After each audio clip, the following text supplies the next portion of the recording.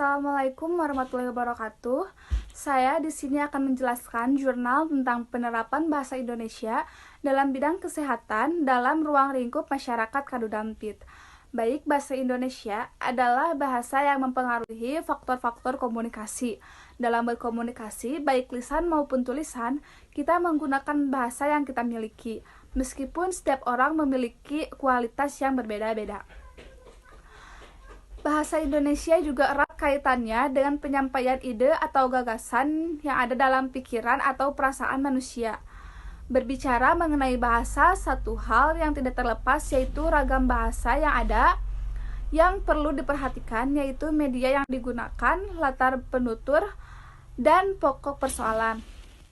Dan juga bahasa yang digunakan itu lebih menggunakan bahasa alamiah dari profesi dokter, dengan kata lain menggunakan bahasa kedokteran atau register untuk penyampaiannya. Misalnya kata hepatitis, nyamuk Aedes aegypti, TBC, azpa, dan lain-lain. Bahasa alamiah itu tidak akan dimengerti oleh orang awam sebelum dijelaskan terlebih dahulu. Nyamuk Aedes aegypti, TBC, azpa, dan lain-lain. Bahasa alamiah itu tidak akan dimengerti oleh orang awam sebelum dijelaskan terlebih dahulu. Menurut Sugihastuti, ragam bahasa ada banyak dan dapat digunakan dalam situasi tertentu. Maka ragam bahasa ada bermacam-macam.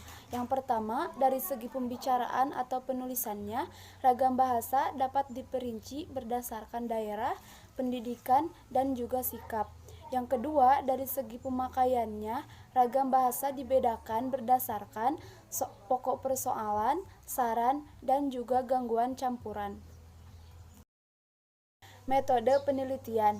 Tempat penelitian ini dilakukan di Puskesmas Kadudampit.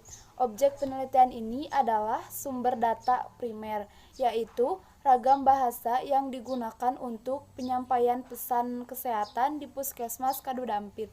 Teknik pengumpulan data yang digunakan yaitu melalui catatan, simak, dan juga dokumentasi. Langkah yang lebih penting ialah daya analisis yang dapat diketahui makna tersembunyi di balik penglihatan dan juga pendengaran. Teknik penelitian dengan metode triangulasi yaitu usaha memahami data melalui catat, simak, dokumentasi, dan juga waktu.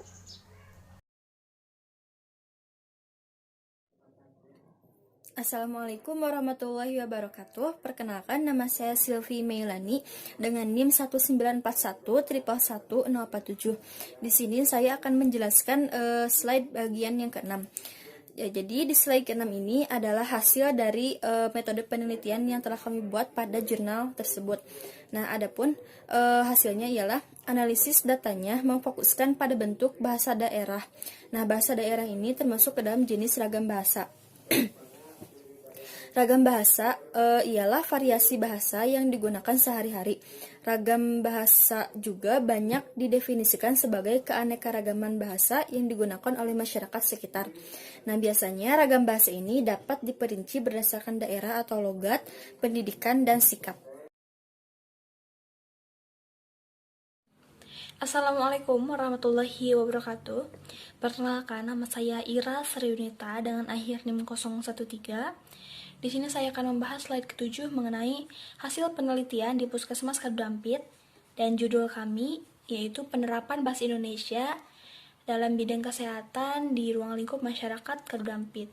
Ternyata setelah kami teliti, tidak semuanya masyarakat Kadudampit mengerti dengan penyampaian kesehatan menggunakan bahasa Indonesia maupun bahasa kesehatan. Ada beberapa data yang kami temukan.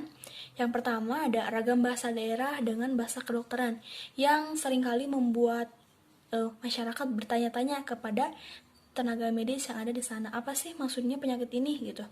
Yang pertama, dalam bahasa kedokterannya yaitu penyakit hemoroid.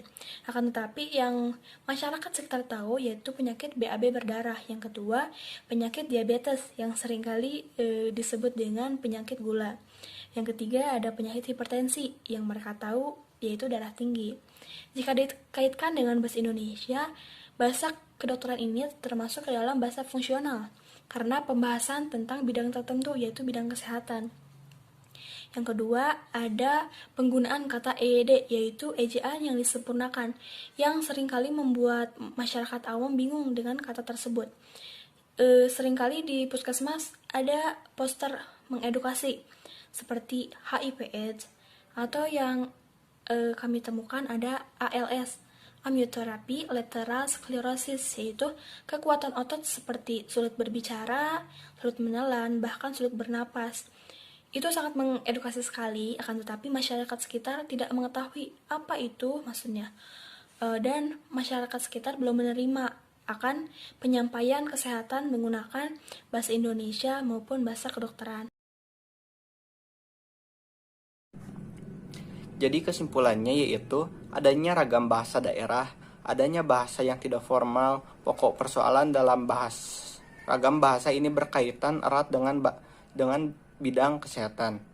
Pesan kesehatan ini adanya gangguan percampuran dan bahasa dengan bahasa lain, baik bahasa kedokteran dan bahasa ilmiah. Respon masyarakat terhadap pesan kesehatan yang menggunakan bahasa Indonesia dan bahasa kedokteran ini tidak terlalu efektif, karena rata-rata masyarakat sekitar lebih paham bila mana penyampaian pesan kesehatan ini menggunakan bahasa daerahnya sendiri.